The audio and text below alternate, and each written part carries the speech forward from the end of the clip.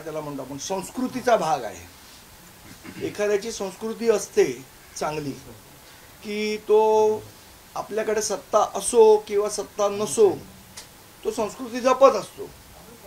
जाऊन लोकांना भेटणं ही महाराष्ट्राची आपली परंपरा आहे, महाराष्ट्राची संस्कृती आहे। काही जण स्वतःच्या भावाला, स्वतःच्या पुतण्याला नातू झाला तरी त्याला जाऊन भेटायची त्यांची संस्कृती नाही। पण काही लोक संस्कृती पाळतात। उपमुख्यमंत्री असले तरी फडणवीस साहेब येत होते, जेव्हा ते विरोधी पक्षात होते तेव्हा सुद्धा येत होते, ते त्याच्या आधी फक्त आमदार होते तेव्हा सुद्धा येत होते। त्यामुळे त्यांचे पाय जमिनीवर आहेत आणि त्यामुळे ते संस्कृती पाळतात। काही लोकांचे कडे ती संस्कृती नाही, त्यामुळे ते स्वतःच्या सख्या भावाला पुतण्याला मुलगा झाला तरी जाऊन भेटत नाही, त्यांची संस्कृती आहे।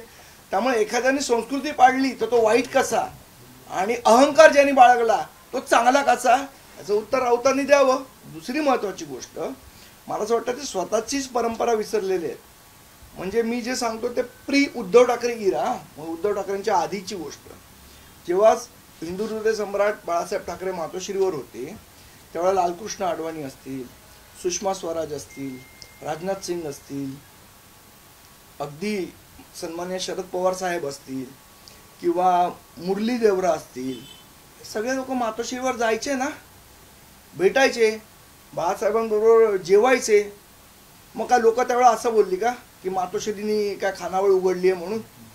त्यामुळे आपली संस्कृती काय आहे हे संजय राऊत विसरलेलेच आहेत, पण शिवसेना सुद्धा विसरलेली आहे की महाराष्ट्राची संस्कृती काय, महाराष्ट्राची परंपरा काय। आणि त्यामुळे यांना झालेला हा मूळव्याध आहे आणि तो मूळव्याध असा बाहेर संजय राऊत अग्रलेखाच्या रूपाने लिहितात। त्यामुळे त्याला काही फारसं महत्त्व देण्याची गरज आहे असं मला वाटत नाही।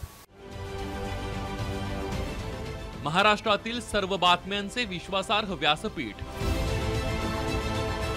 सकाळच्या सर्व सोशल मीडिया प्लॅटफॉर्मला लाईक, फॉलो आणि सबस्क्राईब करा।